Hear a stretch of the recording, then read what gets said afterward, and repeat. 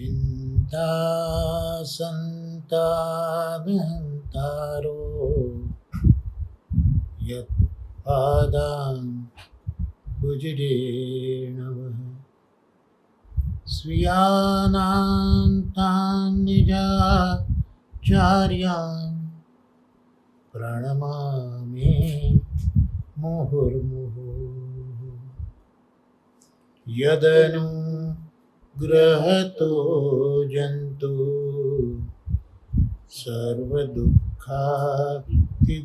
भवेत् तमहं सर्वदा वन्दे श्रीमद्वल्लभनन्दनं सुलभ्य हृदि सर्वेषां श्रीगोपीजनवल्लभं गुणगानं मुदा कुर्वे तस्य तुष्टै स्वभावतः वन्दे नन्दव्रजस्त्रीणाम् आदरेणुमभीक्ष्मशः यासां हरिकथोद्गीतं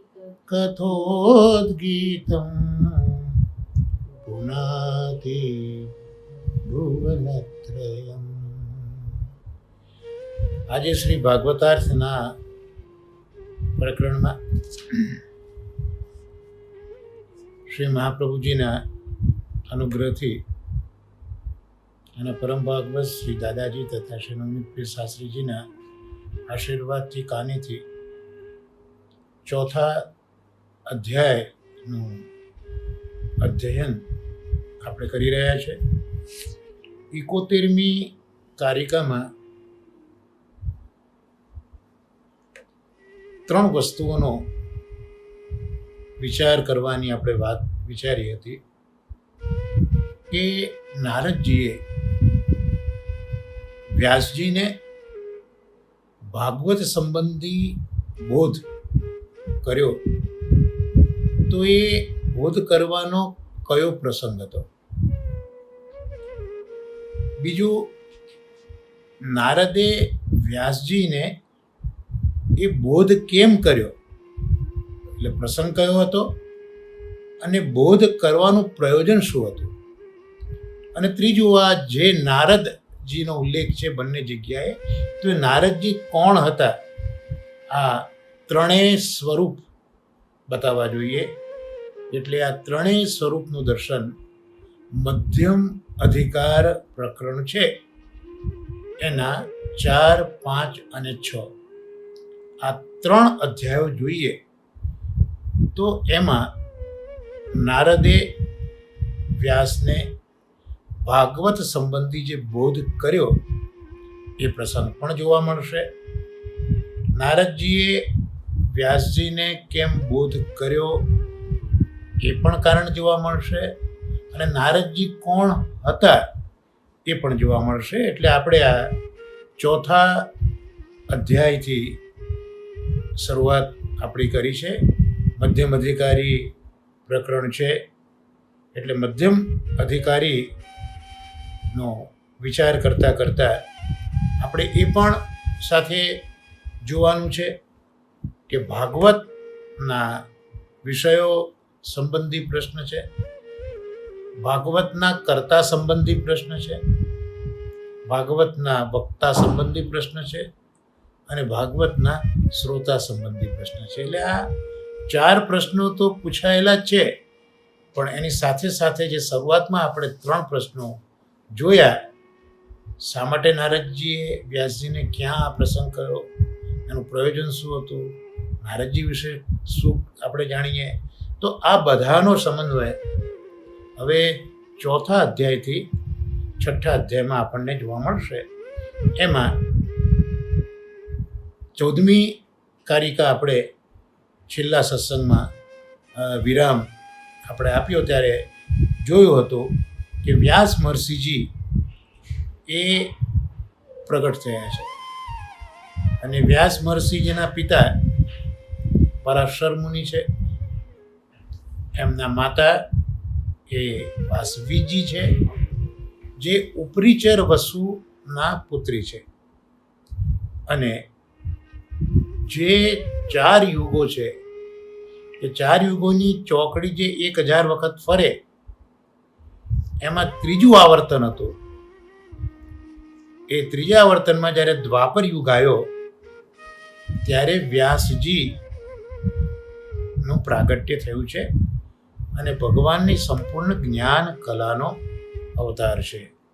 તો આ વ્યાસજી વિશે આપણે 14મા શ્લોકમાં, પહેલા સ્કંદના 4થા અધ્યાયના 14મા શ્લોકમાં જોયેલું. આ પુસ્તકમાં 129મું પેજ છે, તે આપણને જોવા મળશે. ત્યાર પછી વ્યાસજીએ સરસ્વતીના કિનારે એકાંતમાં બેઠા હતા અને એમને કાલનો સ્પષ્ટ વેગ દેખાયો. આમ તો કાલનો વેગ એ સ્પષ્ટ દેખાતો નથી. આપણે સામાન્ય જ વસ્તુ વિચારીએ કે એક વ્યક્તિ એ જન્મી અને વૃદ્ધ થઈને મૃત્યુને પણ પામી, પણ એ જે કાલનો વેગ સ્પષ્ટતઃ આપણે દેખી શકતા નથી. લાંબે ગાળાનો કંઈક અનુભવ થતો હોય છે કે કોઈ એક પદાર્થ છે એના જે 6 ભાગો બતાવ્યા છે કે જન્મવું, સ્થિતિ કરવી એટલે હોવું, ત્યાર પછી એનું પોષણ થવું, એનું વધવું, પછી એનું સ્થિર થવું, પછી એની અંદર પરિવર્તન થોડું થવું, વિકાર થવો, અને પછી એ છેવટે નાશ પામે. તો આ 6 પરિવર્તનો છે પણ આપણને તરત દેખાતા નથી. એ એક કાલનો પ્રભાવ છે. તો આ કાલનો વેગ સ્પષ્ટ દેખાતો નથી, પણ વ્યાસ મહર્ષિજીએ એને જોયો અને એ કાલના વેગથી પૃથ્વીમાં જે યુગ ધર્મમાં ફેરફાર થવાનો છે એ પણ જોયું. કારણ કે વ્યાસજીમાં ભૂત, વર્તમાન અને ભવિષ્યના સમયનું શું છે તેનું જ્ઞાન એવો ધરાવે છે. એટલે જે વસ્તુઓ છે એની જે શક્તિ છે, એનો જે નાશ થવાનો છે એ વ્યાસ મહર્ષિજીએ જોયું છે. લોકોને પણ જોયા કે લોકો ક્ષીણ થયા છે, અશ્રદ્ધા છે, નિર્બળ છે, દુર્બુદ્ધિ છે અને અલ્પ આયુષ્યવાળા છે, એ પણ વ્યાસજીએ જોયું. એટલે કાલનો પ્રભાવ જોયો, એ પ્રભાવ મનુષ્ય ઉપર શું થવાનો તે પણ વ્યાસજીએ જોયો. અને વ્યાસજીએ તો જોયું કે આ બધા મનુષ્યો દુર્ભાગી છે, કારણ કે જેવું કર્મ કરીએ તેવું ભાગ્ય થાય. સારું કર્મ કરો તો સારું ભાગ્ય થાય, ખરાબ કર્મ કરો તો ખરાબ ભાગ્ય થાય. પણ એ કર્મ સારું ખરાબ એનો આધાર કાલ ઉપર હોય છે. એટલે કાલ સારો હોય તો સારું કરવાની ઈચ્છા થાય, કાલ ખરાબ હોય તો ખરાબ કરવાની ઈચ્છા થાય. તો આ રીતે લોકોની બુદ્ધિ બગડે તો એ બધાનું હિત કરવાનો વ્યાસજીએ વિચાર કર્યો છે. એટલે વ્યાસજીએ એક વેદ એના 4 વિભાગ કર્યા, કારણ કે અગ્નિહોત્ર યજ્ઞ વગેરે જે કરવાના, ચાતુર્હોત્ર જે યજ્ઞ વગેરે કરવાના હોય એમાં 4 ઋત્વિજો હોય. એ 4 ઋત્વિજો હોય એમાં હોતા હોય, અર્ધ્વર્યુ હોય, ઉદ્ગાતા હોય અને બ્રહ્મા હોય. આમ 4 ભેગા થઈને યજ્ઞ કરાવે અને યજ્ઞ એ કર્તવ્ય છે, કરવો જોઈએ. તો એ હોતા, અર્ધ્વર્યુ, ઉદ્ગાતા અને બ્રહ્મા એમ 4 કરનારા હતા. એટલે વ્યાસ મહર્ષિજીએ એક જ વેદના 4 વિભાગ પણ કર્યા. એમાં જે ઋગ્વેદ છે એ ઋગ્વેદ પોતાના શિષ્ય એ પૈલ મુનિ જે હતા એ પૈલ મુનિને આપ્યો, અને જે હોતા હોય એ આ ઋગ્વેદથી થાય. એટલે ઋગ્વેદથી હોતા થયા અને પૈલ મુનિને આપ્યો. ત્યાર પછી જે યજુર્વેદ છે એ યજુર્વેદથી અર્ધ્વર્યુ થાય અને એ વૈશંપાયનને આ વેદ ભણાવ્યો. સામવેદ છે એ સામવેદથી ગાન થાય, ઉદ્ગાતા, તો એ જૈમિની મુનિને સમજાવ્યો. અને જે અથર્વવેદ છે એ અથર્વવેદ, એમાં જે બ્રહ્મા છે એ બ્રહ્મા અથર્વવેદથી થાય, તો એ અથર્વવેદ એમણે જે સુમંતુ હતા પોતાના પટ્ટ શિષ્ય ચારમાંથી એક એમને અથર્વવેદના ગ્રાહક બનાવ્યા. પણ આ અથર્વવેદમાં વ્યભિચાર, મારણ, ટૂંપણ વગેરે ઉગ્ર પ્રયોગો ખૂબ જ છે, એટલે એનું આચરણ કરનાર પણ ઉગ્ર થાય. એટલે આ સુમંતુજી છે એ આ ઉગ્ર અથર્વવેદને ભણીને એ પોતે પણ ઉગ્ર થયા, એટલે એમનું નામ દારૂણ સુમંતુ એ રીતનું જોવા મળે છે. અને જે વ્યાસ મહર્ષિજી અત્યારના નૈમિષારણ્યમાં 88,000 ઋષિઓને કથા સંભળાવી રહ્યા છે, એ ઉગ્ર શ્રવા કહે છે કે એમના પિતા રોમહર્ષણ એમને એ પણ વ્યાસજીના શિષ્ય છે. તો વ્યાસજીએ એમને ઇતિહાસ અને પુરાણ આ એમને ભણાયા છે. તો આટલા શ્લોક 23 શ્લોક સુધી પ્રથમ સ્કંદના ચોથા અધ્યાયના 22મા શ્લોક સુધી ગયા સત્સંગમાં આપણે જોયું હતું. હવે પ્રથમ સ્કંદના ચોથા અધ્યાયનો 23મો શ્લોક એ આપણે જોઈશું. આપ પણ બધા સાથે બોલી શકો છો. ત એત ઋષયો વેદમ સ્વં સ્વં વ્યસ્યન્ નેકદા શિષ્યૈઃ પ્રશિષ્યૈસ્તત શિષ્યૈર્વેદાસ્તે સાખિનો ભવન. એટલે આ જે ઋષિઓ હતા મૂળ 4 પટ્ટ શિષ્યો હતા, જે આપણે જોયા. પૈલ મુનિ હતા, વૈશંપાયનજી હતા, જૈમિનીજી હતા અને સુમંતુ હતા. તો આ 4 જે પટ્ટ શિષ્યો છે એ પોતે પાછા પોતપોતાના વેદના વિભાગ પાછા કર્યા. એટલે જેમ ઋગ્વેદ પૈલ મુનિને આપ્યો હોતા તરીકે, તો એ પૈલ મુનિએ પણ પાછા પોતાને મળેલા ઋગ્વેદના વિભાગ કર્યા. કારણ કે જેમ વ્યાસ મહર્ષિજીએ પોતાના 4 પટ્ટ શિષ્યો અને 5મા રોમહર્ષણજીને આ બધું દાન કર્યું, એમ હવે શિષ્ય જેમ વધતા ગયા એમ પોતાને પ્રાપ્ત થયેલા ગ્રંથનું વિભાજન થતું ગયું.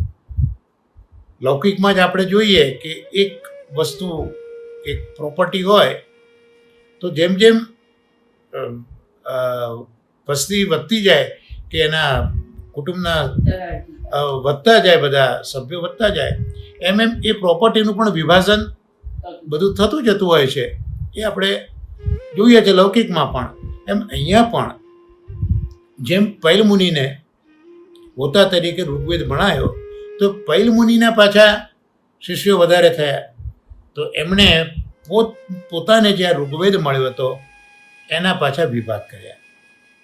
એવી રીતે વૈશંપાયનજી એમને યજુર્વેદ મળ્યો, અર્ધવર્યુ થયા, તો એમના શિષ્યો વધ્યા, તો એમણે પણ યજુર્વેદના પાછા વિભાગ કર્યા. એવી રીતે જૈમિનીજીએ સામવેદ મળ્યો ઉદ્ગાતા તરીકે, પોતાના શિષ્યો વધ્યા, તો પોતાને પ્રાપ્ત થયેલા વેદના પાછા વિભાગ કર્યા. એવી રીતે સુમંતુજીએ પણ બ્રહ્મા તરીકે અથર્વવેદ મળ્યો, શિષ્યો વધ્યા એટલે એ વેદના પણ વિભાગ કરતા ગયા. તો આમ સર્વ ઋષિઓ પોતપોતાના વેદનો વિભાગ કરવા લાગ્યા. આમ કરતા શિષ્યો થયા અને એમના શિષ્યો થયા વ્યાસ મહર્ષિજીના શિષ્યો, એ વ્યાસ મહર્ષિજીના શિષ્યોના શિષ્યો, અને પાછા વ્યાસ મહર્ષિજીના શિષ્યોના શિષ્યોના પણ શિષ્યો. આમ શિષ્યો અને એમના શિષ્યો થયા. તો આવી રીતે વેદ એ અનેક શાખામાં વહેંચાતો જ ગયો. હવે 24મા શ્લોકમાં આગળ જોઈએ. ત એવ વેદા દુર્મેધૈર ધાર્યન્તે પુરુષૈર્યથા એવં ચકાર ભગવાન વ્યાસ રૂપણ વત્સલ. અહીંયા ઉગ્રશ્રવા સુતજી કહેશે કે વેદના અર્થ એવા જીવોને સમજાવવાના હતા. આવનારા યુગમાં જે યુગ પરિવર્તન છે, એ યુગ પરિવર્તનમાં વ્યાસજીએ આવેલા જીવોને જોયા છે કે મંદ ભાગ્ય અને મંદ બુદ્ધિવાળા છે. તો વેદ જેવો વિષય એનો અર્થ વ્યાસજીએ આવનારા સમયમાં એવા લોકો કે જે બુદ્ધિહીન થવાના હતા, એવા બુદ્ધિહીન લોકોને વેદ સમજાવવાનો હતો. એટલે એવા લોકોને વેદનો અર્થ સમજાય એટલે વ્યાસજી પોતે વેદના વિભાગ કરવા સમર્થ બન્યા. કારણ કે વ્યાસજી પોતે કૃપાળુ બન્યા. જે દીન લોકો છે એના ઉપર વ્યાસજી કૃપાળુ બન્યા. એટલે એ વેદોના અર્થ સમજી શકાય એટલા માટે વેદના વિભાગ વ્યાસ મહર્ષિજીએ કર્યા છે અને એ વિભાગ કરવા પણ એ સમર્થ બન્યા. એટલે આ સામર્થ્ય પણ ઠાકોરજી આપ્યું છે. કારણ કે વેદ એ પોતે ઠાકોરજીનું જ સ્વરૂપ છે, વેદાત્મક પ્રભુ છે. યજ્ઞ પણ ઠાકોરજીનું સ્વરૂપ છે. તો આ જે વેદ છે એનો વિભાગ કરવાનું સામર્થ્ય વ્યાસજીને મળ્યું છે. ત્યાર પછી 25મા શ્લોકમાં 3 પંક્તિઓ છે. સ્ત્રી શુદ્ર દ્વિજ બંધુનામ ત્રયીન શ્રુતિ ગોચરા કર્મ શ્રેયસી મૂઢાનામ શ્રેય એવં ભવેદિહ ઇતિ ભારત માખ્યાનમ કૃપયા મુનિના કૃતમ. હવે આ એવો સમય હતો, એ સમય હતો કે એમાં વેદ ઉપર માત્ર બ્રાહ્મણોનો જ અધિકાર હતો. તો એ વખતે માત્ર બ્રાહ્મણો તો હતા જ નહીં, સ્ત્રીઓ પણ હતી, શૂદ્રો પણ હતા. અને એવા બ્રાહ્મણો જેમનામાં બ્રાહ્મણતાના સંસ્કાર નથી. બ્રાહ્મણ કુળમાં જન્મ્યા એટલે જન્મથી બ્રાહ્મણત્વ બરોબર છે, પણ જ્યાં સુધી સંસ્કાર ન થાય ત્યાં સુધી એ સાચા અર્થમાં બ્રાહ્મણ નથી. એટલે અધ્યયન કરવું, કરાવવું, યજ્ઞ કરવો, કરાવવા 6 લક્ષણો એ બ્રાહ્મણોના છે. ભણવું, ભણાવવું. તો જ્યાં સુધી સંસ્કારથી આ બ્રાહ્મણત્વ ન આવે ત્યાં સુધી જન્મથી બ્રાહ્મણ છે પણ વાસ્તવમાં એ સાચા બ્રાહ્મણ નથી. કારણ કે બ્રહ્મ દેવતા એ આ સંસ્કારોથી એ બ્રાહ્મણ કુળમાં જન્મેલા વ્યક્તિમાં પ્રવેશ કરે સંસ્કારો દ્વારા. તો એ બ્રાહ્મણ સાચો કહેવાય. પણ જેના સંસ્કાર થયા નથી એ ભલે બ્રાહ્મણ કુળમાં જન્મ્યો પણ એ બ્રાહ્મણ સંસ્કારહીન બ્રાહ્મણ કહેવાય. એટલે માત્ર ઋષિઓ જ હતા કે સંસ્કાર યુક્ત બ્રાહ્મણો જ હતા એવું નહોતું, પણ સ્ત્રીઓ પણ હતી, શૂદ્રો પણ હતા અને આજે સંસ્કાર વગરના હીન બ્રાહ્મણો પણ હતા. તો એ વખતનો એવો નિયમ હતો કે એમના કાને વેદ પડવો જોઈએ નહીં. કારણ કે વેદ એ પોતે ઠાકોરજીનું સ્વરૂપ છે. એટલે શુદ્ધ વ્યક્તિઓ જે હોય એ એના અધિકારી હોય આ પ્રકારનો ક્રમ એ વખતથી ચાલ્યો આવે છે. એટલે સ્ત્રીઓ, શૂદ્રો અને સંસ્કારહીન બ્રાહ્મણોના કાને વેદ પડવો જોઈએ નહીં.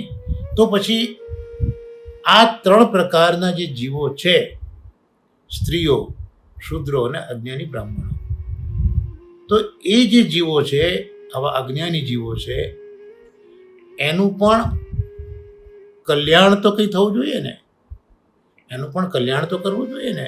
પણ એમનું કલ્યાણ થાય તેવું કોઈ કર્મરૂપી સાધન નથી, એવું વ્યાસ મહર્ષિજીએ જોયું.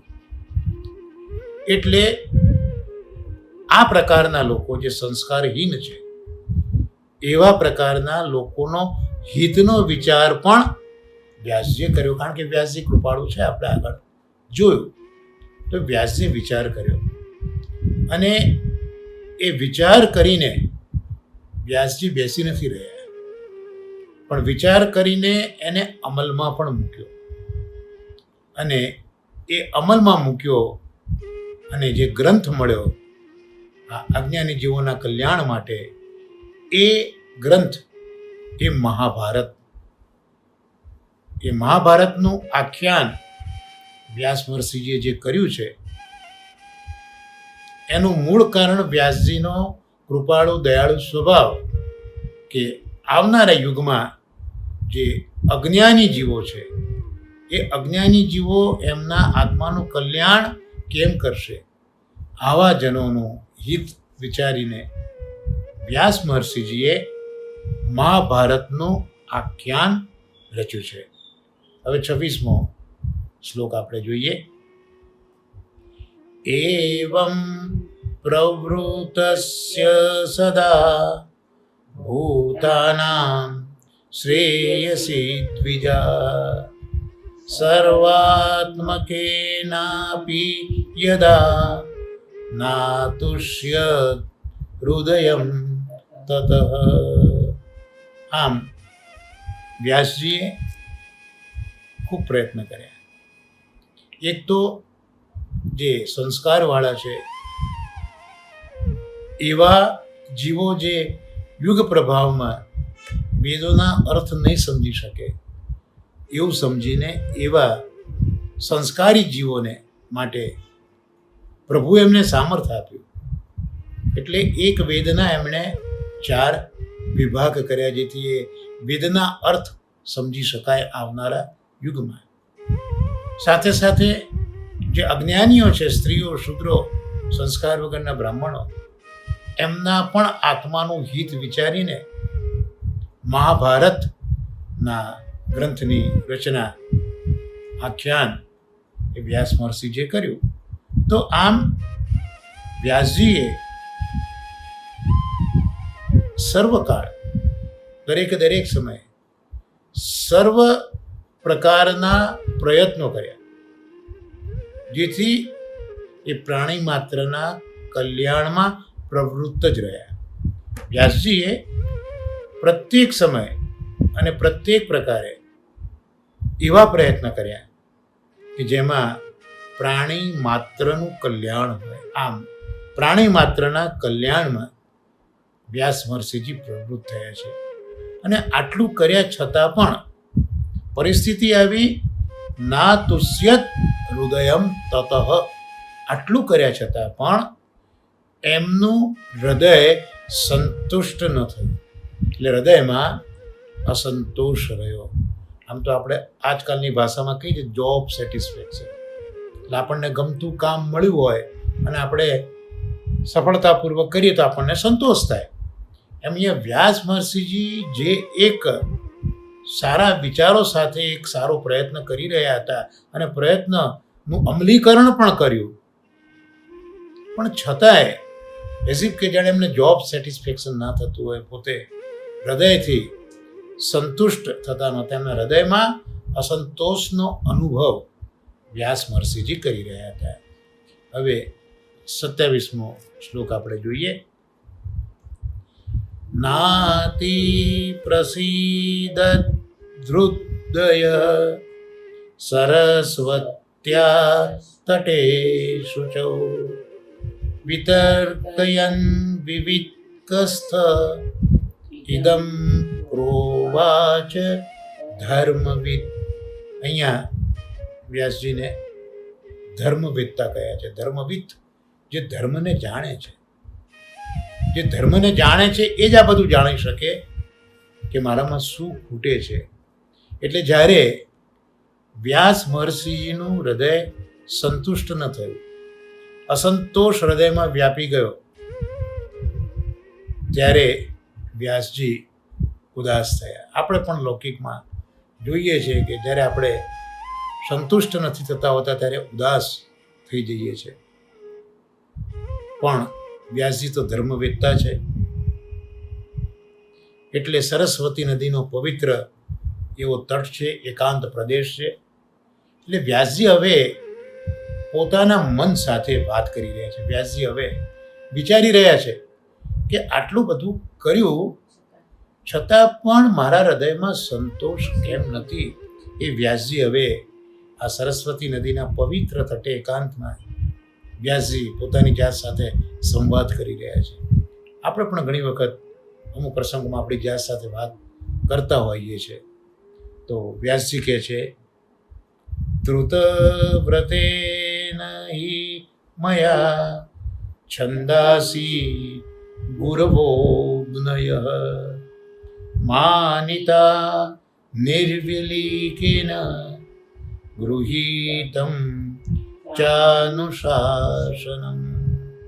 જો અહીંયા આગલા શ્લોકમાં કહ્યું કે વ્યાસજી ધર્મવેત્તા છે, એટલે ધર્મમાં જે જે આચરણો કયા છે એ આચરણોનું અનુસરણ પણ વ્યાસ મહર્ષિજીએ કર્યું છે. એટલે વ્યાસજી અહીંયા પોતાના મન સાથે વાત કરે છે કે મેં એક તો વેદ વ્રત એવું બ્રહ્મચર્યાદિનું આચરણ કર્યું છે. બ્રહ્મચર્ય વગેરે વેદના વ્રતો છે. બ્રહ્મચર્ય વ્રત કહેવાય એને. તો વેદમાં બતાવેલા વ્રતો, બ્રહ્મચર્ય ઇત્યાદિ અનેક વ્રતો વેદમાં બતાવ્યા હોય, તો એ વેદવત બ્રહ્મચર્ય છે એનું આચરણ મેં કર્યું છે. ત્યાર પછી બીજો ધર્મવેત્તા તરીકેની ઓળખ આપી કે વેદ છે, ગુરુ છે અને અગ્નિ છે, એને મેં માન પણ આપ્યું છે. વેદ, ગુરુ અને અગ્નિ એ સન્માનીય છે, એને માન આપવું જોઈએ. તો એ પણ મેં તો કર્યું છે. અને એ કર્યું છે એમાં પણ કોઈ કપટ ભાવ મેં એમાં રાખ્યો નથી. ઘણી વખત આપણે ઘણા કાર્ય કરતા હોઈએ પણ કરવા ખાતર કરતા હોઈએ.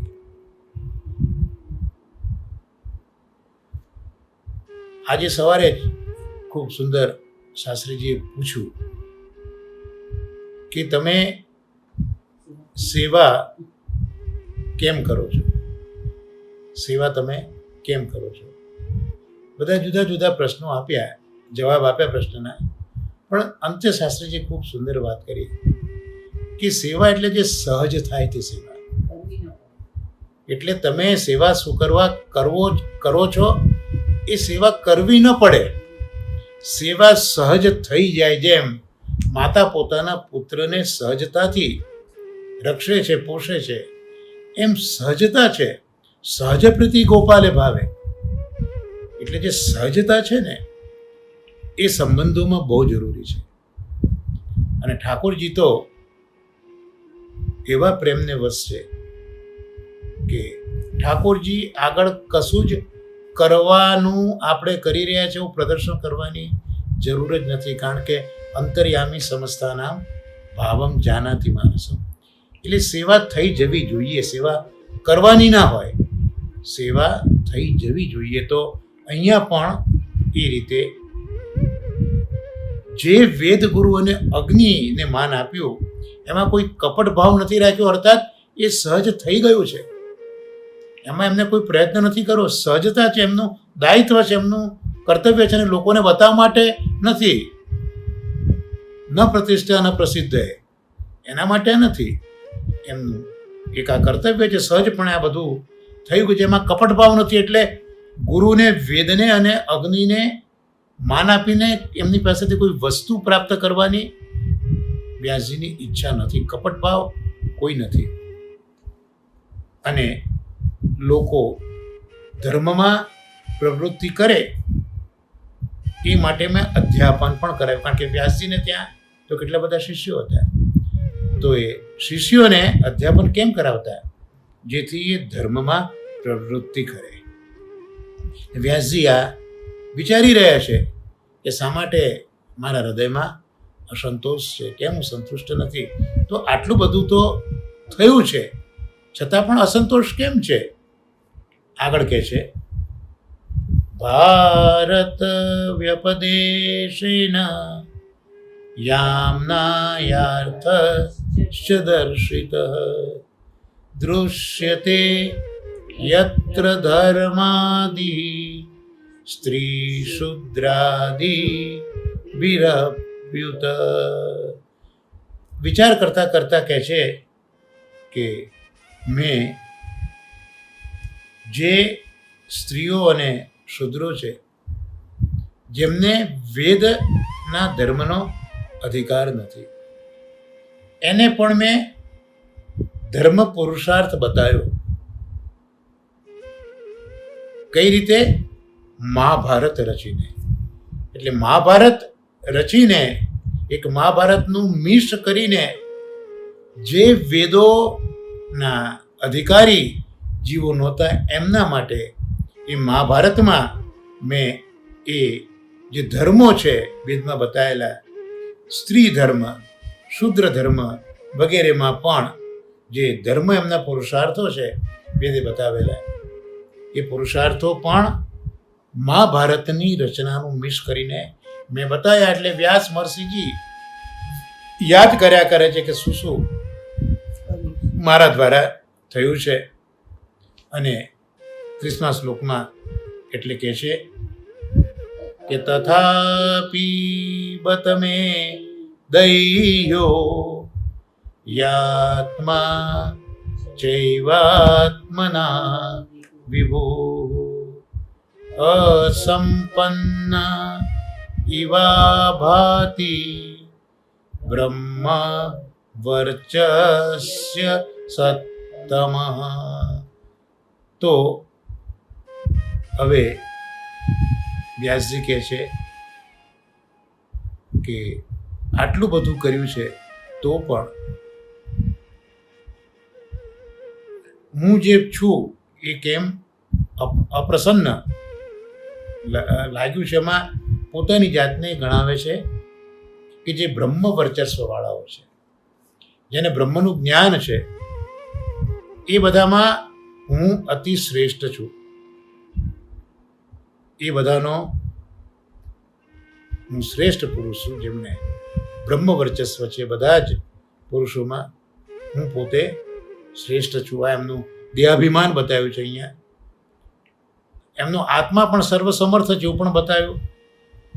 અને આટલું હોવા છતાં જે મારો જીવાત્મા છે એ અપ્રસન્ન હોય એમ જણાય છે. તો પણ બ્રહ્મ વર્ચસ્વ વાળાઓમાં અતિશ્રેષ્ઠ મારો દેહાભિમાની, એટલે હું પોતે દેહ, સર્વ સમર્થ આત્મા અને જીવાત્મા સાથે સાચે જ અપ્રસન્ન હોય એમ જણાય છે. એટલે વ્યાસજી પોતાના દેહની વાત કરે છે. આત્મા તો પ્રભુથી જ્યારે વિકુટા પડ્યા ત્યારે આત્મા હતો, પણ આત્મા પછી જ્યારે પ્રવેશ કરે છે પંચમહાભૂતના શરીરમાં, ત્યારે જીવવા માટે પ્રયત્ન કરતો જીવાત્મા બને છે. તો વ્યાસમહર્ષિ કહે છે કે આ મારો દેહ છે, પણ દેહ કેવો છે?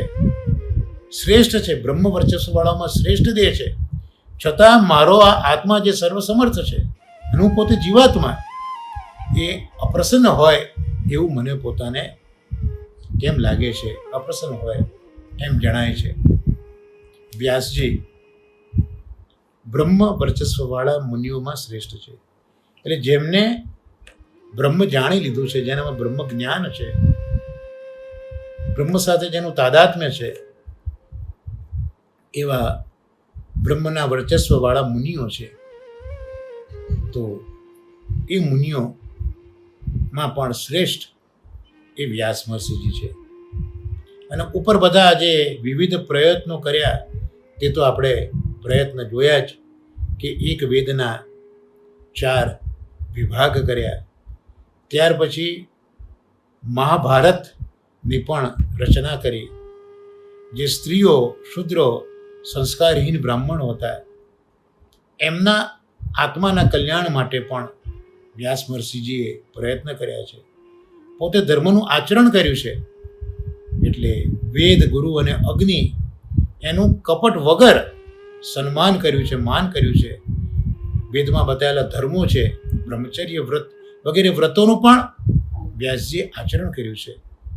છતાં વ્યાસજી વિચારે છે કે આવું કેમ? એટલે વ્યાસજી કહે છે કે ઉપરના બધા પ્રયત્નો કર્યા છતાં જાણે મારો આત્મા અધૂરો જણાય છે. હજી કંઈક અધૂરપ મને લાગે છે, કંઈક ખૂટતું એવું લાગે છે. વ્યાસજીનો આત્મા તો ઓજસ્વી છે, સર્વસમર્થ આત્મા છે, એટલે ઓજસ્વી છે. છતાંય એ આત્મા શોભતો નથી. આમ તો પ્રકાશિત વસ્તુ હોય, એ પ્રકાશિત વસ્તુ તમે અંધારામાં મૂકો તો ચમકવાની છે, પણ એના પર જો કોઈ આવરણ આવી ગયું તો એની ચમક દેખાશે નહીં. એમ અહીંયા ઓજસ્વી આત્મા છે, પણ પેલી એક સંતુષ્ટ નથી થયા, એટલે અસંતોષનું એક આવરણ એમના આત્મામાં, એમના હૃદયમાં છવાઈ ગયું છે. એટલે વ્યાસજીનો આત્મા એ શોભતો નથી, આવું એમને પ્રતીત થયું, આવું એમને અનુભવ્યું. એટલે આ તો જે મહાપુરુષો હોય એ પોતાનામાં રહેલી જે ઉણપો છે, અધૂરપો છે, એ શોધવાનો પ્રયત્ન કરે. એ જ બધા મહાપુરુષો છે. પ્રાય બધાના વસનું આ કામ નથી. એટલે વ્યાસ મહર્ષિજી આવું પ્રતીત કરી રહ્યા છે, કંઈક ઉણપથી મારો આત્મા શોભી રહ્યો નથી. ત્યાર પછી 31મો શ્લોક આપણે જોઈએ.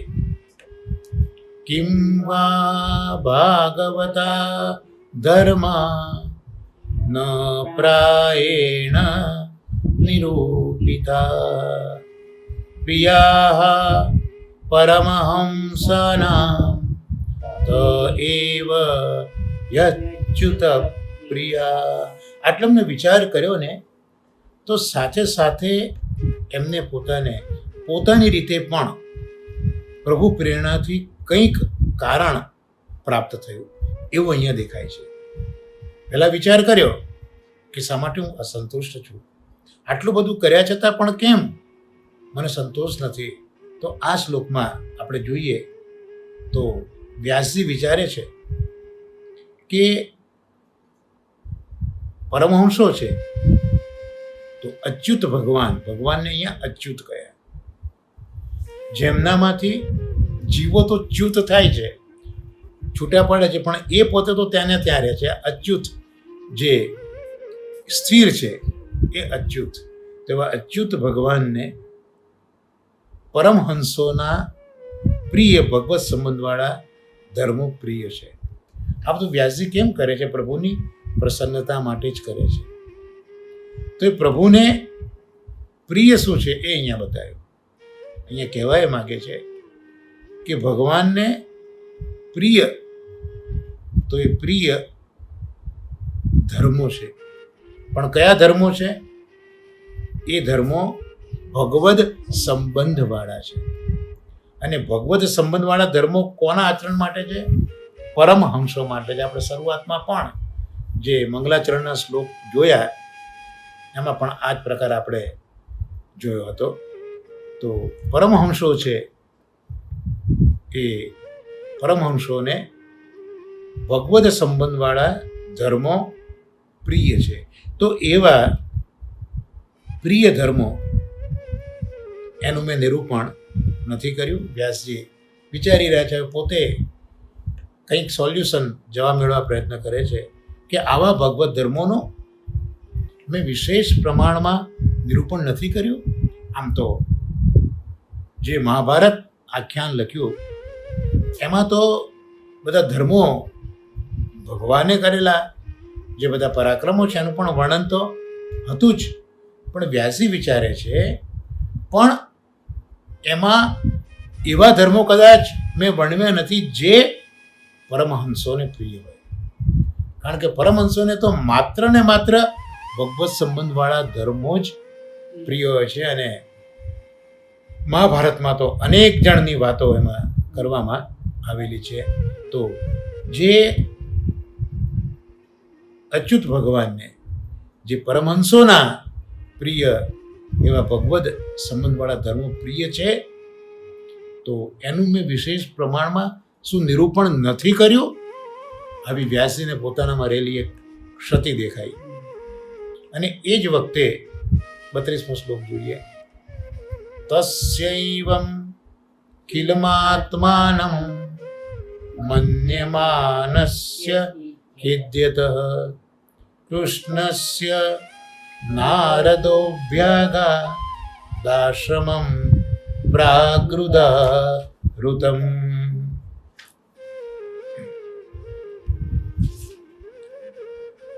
હવે કંઈક કારણ વ્યાસજી વિચારી રહ્યા પોતાની રીતે કે શું ખૂટે છે, કેમ આવું થાય છે, એનો કંઈક વિચાર થયો. અને પોતાની ક્ષતિનું અન્વેષણ કરવાની સાથે જ પ્રભુએ હવે કંઈક કૃપા કરી તે બતાવ્યું કે વ્યાસજી આ રીતે ખેદ કરતા હતા. 32મા શ્લોકમાં આત્માની ઉણપને જોતા જોતા પોતાના આશ્રમમાં બિરાજ્યા હતા. અને ત્યાં જ આશ્રમમાં નારદજી આવ્યા. વ્યાસ મહર્ષિજીએ નારદજીને આમંત્રણ નથી આપ્યું, પણ વ્યાસજીમાં આ જે ઉણપ હતી જેને એમણે પોતાના મનથી અન્વેષણ કર્યું, પહેલાં તો સ્વીકાર્યું કે પોતાનામાં ઉણપ છે. આ એક મહાપુરુષોની બહુ મોટી ખૂબી છે. પ્રાય આપણે જોઈએ તો આપણી જે ઉણપ છે એ ઉણપને આપણે સંતાડવાનો પ્રયત્ન કરીએ છીએ અને બહાર કાઢવાનો પ્રયત્ન નથી કરતા. અને આટલા મોટા જ્ઞાન કલાનો અવતાર, ભગવદ અવતાર, એ પોતાનામાં રહેલી અધૂરપને પ્રગટ કરે છે અને જાતે અન્વેષણ કરવાનો પ્રયત્ન કરે છે અને સમજે છે કે ભાઈ આ ભગવત ધર્મો જે પરમહંસોને પ્રિય છે એનું મારાથી વર્ણન બરોબર થયું નથી. આટલું જ્યારે એમને એ જે ખૂટતું હતું, શાસ્ત્રીજી કહે છે, એ એમને ખૂંચવા લાગ્યું.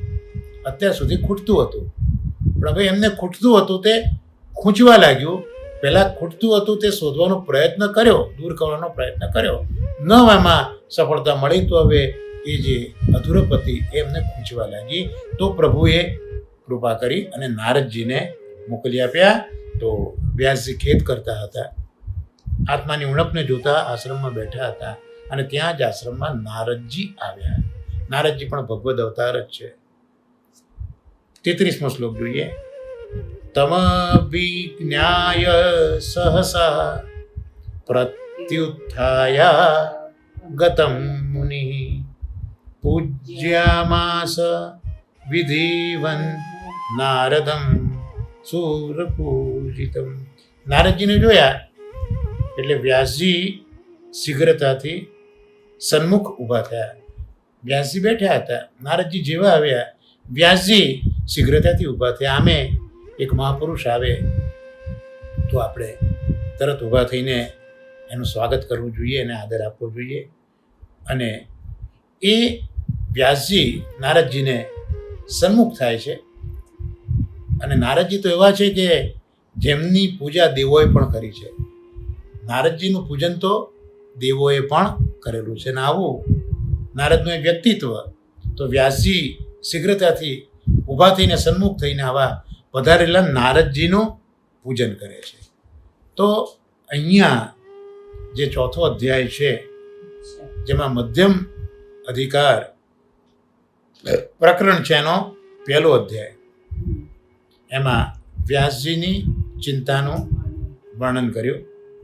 અને નારદજીએ વ્યાસજીને શ્રી ભાગવત રચવાની પ્રેરણા કરી તે પ્રસંગનું નિરૂપણ કરવામાં આવ્યું છે. એમાં મધ્યમ અધિકારની અંદર અને ચોથા અધ્યાયમાં જે વ્યાસજીને ચિંતા થઈ એનું વર્ણન કર્યું છે. ટૂંકમાં આ અધ્યાય સમજાવે છે કે વ્યાસજીનો ખેદ જ શ્રી ભાગવતની પ્રેરણામાં હેતુરૂપ છે. એટલે આપણે જે 71મી કારિકામાં જે આપણે શરૂઆતમાં જે પેલો વિચાર કર્યો કે નારદે વ્યાસને ભાગવત સંબંધી બોધ કરવાનો કયો પ્રસંગ હતો, તો આ વ્યાસજીનો ખેદ છે એ પ્રસંગ આપણે આ ચોથા અધ્યાયમાં જોયો, અને એનું પ્રયોજન શું હતું એ પ્રયોજન પણ આપણે આ ચોથા અધ્યાયમાં જોયું. અને નારદ કોણ હતા, તો આ બે બાકીના જે પ્રશ્નો છે આપણે હવે પાંચમા અને છઠ્ઠા અધ્યાયની અંદર આપણે એનો વિચાર કરીશું. તો આમાં ચોથો અધ્યાય જે છે એ વ્યાસજીની ચિંતાનું વર્ણન, નારદજીએ વ્યાસજીને ભાગવત રચવાની પ્રેરણા કરી તે પ્રસંગનું નિરૂપણ, અને ટૂંકમાં આ અધ્યાય એવું બતાવે છે કે વ્યાસજીનો ખેદ જ ભાગવતની પ્રેરણામાં હેતુરૂપ છે. તો અહીંયા આ રીતે મહાપ્રભુજીની કૃપાથી મધ્યમ અધિકારી પ્રકરણ એનો જે ચોથો અધ્યાય છે, કારણ કે 4, 5, 6 અધ્યાય મધ્યમ અધિકારીના છે, તો એ પૈકીનો ચોથો અધ્યાય એ આજે મહાપ્રભુજીના અનુગ્રહથી આપણે સંપન્ન કર્યો. એટલે હવે 71મી કારિકાનો વિચાર કરતાં કરતાં હવે 72 ને 73મી કારિકામાં પણ જે આગળનો ભાગ છે એ હવે આપણે પાંચમા અધ્યાય છઠ્ઠા અધ્યાયમાં મહાપ્રભુજી જેમ સમજાવશે એના પરમ ભાગવતો આપણને જેમ આશીર્વચન આપશે તે રીતે આપણે જોવાનો પ્રયત્ન કરીશું. તો આજે અહીંયા પ્રથમ સ્કંદનો ચોથો અધ્યાય, જેમાં વ્યાસ મહર્ષિજીને થયેલો ખેદ, જે ખેદ શ્રીમદ ભાગવત સંહિતા માટેનું કારણ બન્યો છે તે આપણે અહીંયા જોયો. તો ભાગવતાર્થ પ્રકરણને અહીંયા આપણે વિરામ આપીએ, અને હવે આપણે 5 જે તત્વ છે એ 5 તત્વ એનું નિરૂપણ આપણે શરૂ કર્યું હતું. અને એમાં પ્રથમ તત્વ, અલૌકિક પ્રથમ તત્વ આકાશ તત્વ એ શ્રીનાથજી પુષ્ટિ માર્ગના 5 તત્વની તે ગાઈએજી, જેના જન્મ જન્મના પાપ સર્વે જાયેજી, ગોર્ધનનાથજી અને જે નિધિ સ્વરૂપો છે તેનું આપણે કિંચિત અવગાહન કરવાનો મહાપ્રભુજીના અનુગ્રહથી પ્રયત્ન કર્યો. હવે બીજું તત્વ, બીજું તત્વ શ્રી વલ્લભ કુલને ભજીએ, લોકલાજ બધું જ છોડીને આ વલ્લભ કુલને ભજવું, તજી લોકલાજ ને કાજ તે સરો ભજીએજી. તો આ બીજું તત્વ શ્રી વલ્લભ અને વલ્લભ કુલ. તો આજે આજથી આપણે હવે આપણા આચાર્ય, આપણા ગુરુ એવા શ્રી વલ્લભાચાર્યજીના તત્વને આકાશ પછી વાયુ તત્વ, આકાશ પછી તેજ તત્વ, આકાશ પછી વાયુ તત્વ, એટલે જે વાયુ તત્વ છે એને આપણે જોવાનો પ્રયત્ન કરીશું.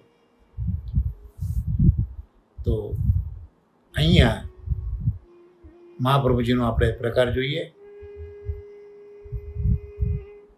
ખરેખર જોવા જઈએ તો મહાપ્રભુજી તેજ તત્વ છે, વાયુ તત્વ તો શ્રી ગિરિરાજજી છે, જળ તત્વ એમના છે, એટલે મહાપ્રભુજી એ તેજ તત્વ છે. એટલે અહીંયા આ જે પદ રચાયું છે એના ક્રમમાં મહાપ્રભુજીને આગળ મૂક્યા છે, પણ મહાપ્રભુજી ખરેખર તેજ તત્વ છે, કારણ કે અગ્નિ સ્વરૂપ છે ને. એટલે બીજું તત્વ શ્રી મહાપ્રભુજી અને મહાપ્રભુજીનું વંશ એટલે અગ્નિ સ્વરૂપ મહાપ્રભુજી, એટલે આ બીજું તત્વ તેજ તત્વ પુષ્ટિ માર્ગનું, એનો હવે આપણે સત્સંગ કરવાનો પ્રયત્ન કરીશું. તો શ્રી મહાપ્રભુજી છે એ ભૂતલ ઉપર પ્રગટ થયા, પણ જેમ શ્રી ગોવર્ધનનાથજી, શ્રી યમુનાજી, શ્રી ગિરિરાજજી એ તો બધા નિત્ય લીલામાં બિરાજતા હતા, અને નિત્ય લીલામાંથી ભૂતલ ઉપર પ્રગટ થયા છે પોતાના જે જનો હતા એ જનોને માટે, અને જે શાશ્વત કલ્પીય જે લીલાઓ હતી તેને પુનઃ પ્રગટ કરવા માટે પણ આ પુનઃ શ્રી ગોવર્ધનનાથજીનું પ્રાગટ્ય થયું છે. તો મહાપ્રભુજી છે એ મહાપ્રભુજી પોતે પણ આ સદાય જ્યાં આનંદ છે એવા ગોલોકમાં બિરાજતા હતા. મહાપ્રભુજીને શ્રી ગુસાઈજી કૃષ્ણાસ્ય તરીકે ઓળખાવે છે. એટલે મહાપ્રભુજી નિત્ય લીલામાં કૃષ્ણના મુખારવિંદથી જ પ્રાગટ્ય છે. ઠાકોરજીનું મુખારવિંદ એ જ શ્રી વલ્લભાચાર્યજી છે અને એ જ ગોવર્ધનનાથજીના મુખમાંથી સ્વામિનીજીનું પણ પ્રાગટ્ય થયું છે. આમ શ્રી વલ્લભનું સ્વરૂપ સ્વામીની સ્વરૂપ તો છે જ અને મુખારવિંદ સ્વરૂપ હોવાથી એ સાક્ષાત કૃષ્ણ સ્વરૂપ પણ છે. આ મહાપ્રભુજીમાં કૃષ્ણ સ્વરૂપ પણ છે અને સ્વામીની સ્વરૂપ પણ છે, પણ સાથે સાથે ત્રિતયાત્મક રૂપ પણ કહ્યું છે, સાક્ષી રૂપ પણ કહ્યું છે. એના માટે જે સૌંદર્ય પદ છે એ સૌંદર્ય પદને આપણે જોઈએ. સુરતવાળા દાદાજી તો મને આજ્ઞા કરતા હતા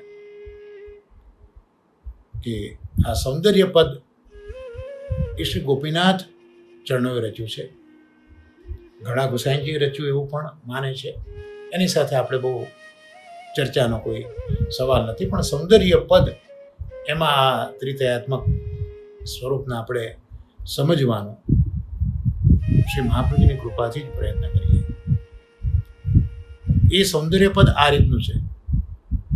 સૌંદર્યમ નિજ હૃદગતમ પ્રગટિતમ સ્ત્રીગૂઢ ભાવાત્મકમ પુંરૂ પંચ પુનસ્તદંતરગતમ પ્રાવિવિશત સ્વપ્રિયે સંશ્લિષ્ટા ઉભયોર્બભૌ રસમય કૃષ્ણો હિ તત સાક્ષિકમ રૂપમ તત ત્રિતયાત્મકમ પરમભીધેયમ સદા વલ્લભમ. આખો પ્રસંગ મહાનુભાવોએ એ રીતે પ્રગટ કર્યો છે કે ઠાકોરજીએ પોતાના અંદર રહેલો ગુણ ભાવ તે સ્ત્રી ભાવ અને સ્વામિનીજીના ભીતરમાં રહેલો ગુણ ભાવ તે પુરુષ ભાવ. એટલે ઠાકોરજીએ પોતાના હૃદયમાં છુપાયેલો ગુણ સ્ત્રીભાવ પ્રગટ કર્યો છે અને સ્વામિનીજીએ પોતાના હૃદયમાં છુપાયેલો ગુણ પુંભાવ પ્રગટ કર્યો છે અને બંને ભાવોનું સંશ્લિષ્ટ ભેટવું, ભેગા થવું, મળી જવું, સંયોજન એ શ્રી વલ્લભાચાર્યજી.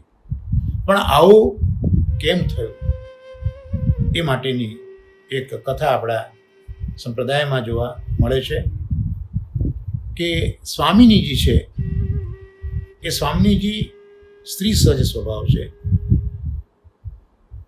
એટલે માન કરવું આ સહજ સ્વભાવ બસ સ્વામિનીજી હંમેશા માન કરે અને ઠાકોરજી એ માન છોડાવે.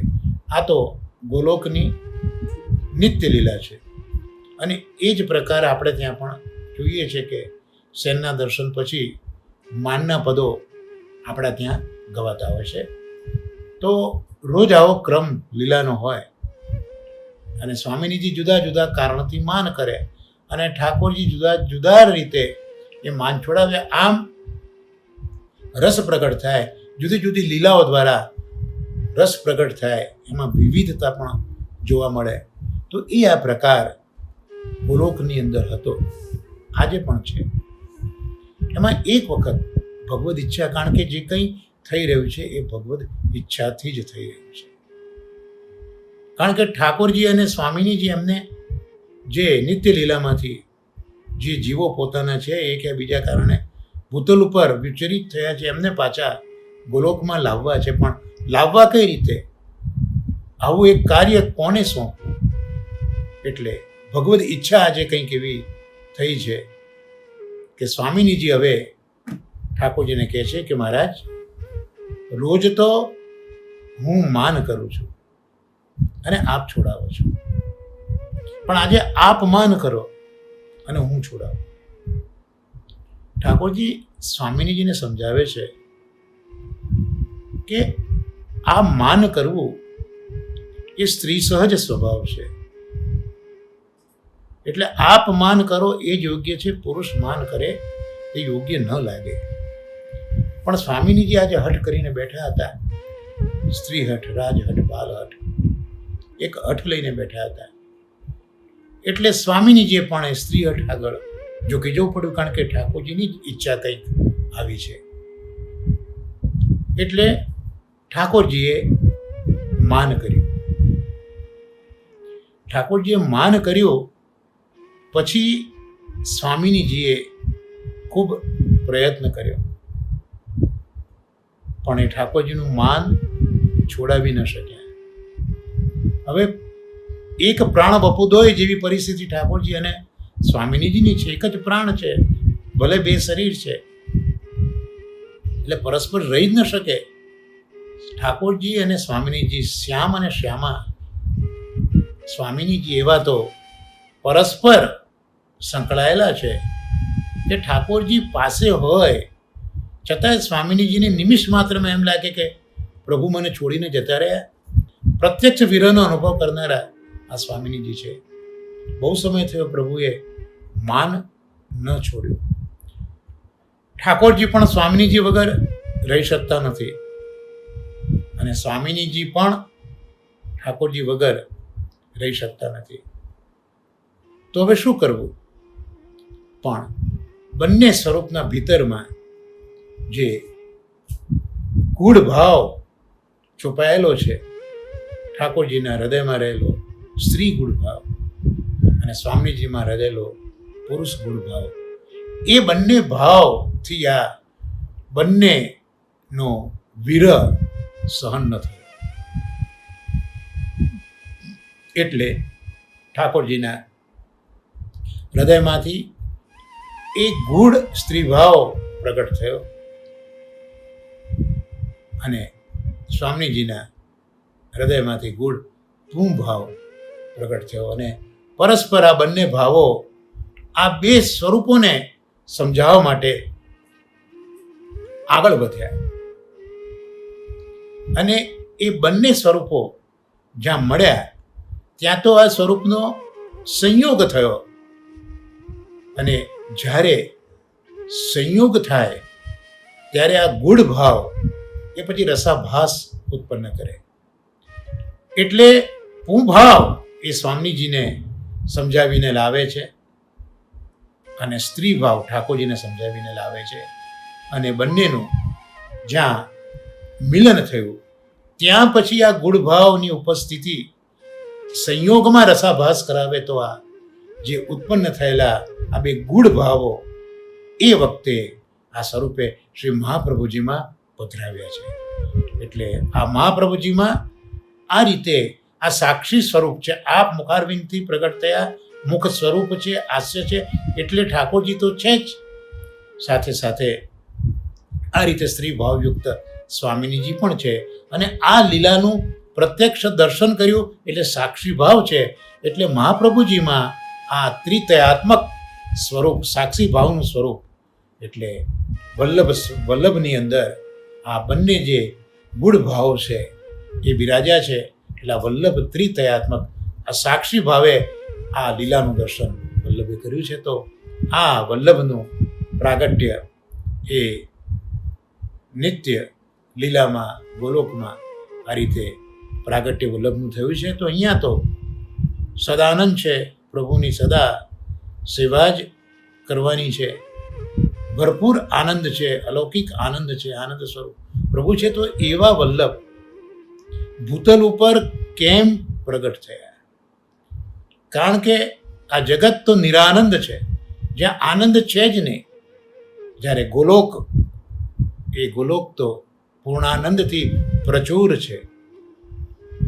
તો એવા આ પૂર્ણાનંદવાળી જગ્યા ઉપરથી, સ્થાન ઉપરથી વલ્લભ નિરાનંદ જગતમાં કેમ આવિર્ભૂત થયા, કેમ પ્રગટ થયા, એનું ચોક્કસ કારણ છે જ, જેનો વિચાર આપણે આવતા સત્સંગમાં શ્રી કૃષ્ણજી મહારાજ, શ્રી ગોપીનાથજી મહારાજ આપણને જેમ પ્રેરશે તે રીતે જોવાનો વિચાર કરીને આ વલ્લભના રૂપ, ગુણ, લીલા, સ્વરૂપ, એનું ભાવન જે મોટાઓએ કર્યું છે એ અનુસાર કરવાનો પ્રયત્ન કરીશું. એ માટે શ્રી વલ્લભને જ આપણે વિનંતી કરતા રહીએ કે યથાર્થ સત્સંગ એ આપણને આ રીતે કરાવતા રહે. તો આજનો આ સત્સંગ આ ત્રિતયાત્મક શ્રી વલ્લભના ચરણોમાં નિવેદિત કરી આજના સત્સંગને આપણે વિરામ આપીએ. આવશે એના પદગાન સાથે. દ્રઢઈન ચરણન કેરો ભરોસો, દ્રઢઈન ચરણન કેરો શ્રી વલ્લભનાથ ચંદ્ર છટા વિનય, સબ જુગમાં જ અંધેરો ભરોસો, દ્રઢઈન ચરણન કેરો સાધન ઓર નહીં આ કલી में जासूं होत निवेरो, सूर कहा कहे दुविधा धरो, बिना मोल को चेरो भरोसो, हृदय न चरण. श्री गोवर्धन नाथ की जय, श्याम सुंदर श्री अमने महाराणी की जय, श्री आचार्य जी, श्री महाप्रभु जी की जय. सर्वे वैष्णव ने महाराणे वर्षों भगवत स्मरण ने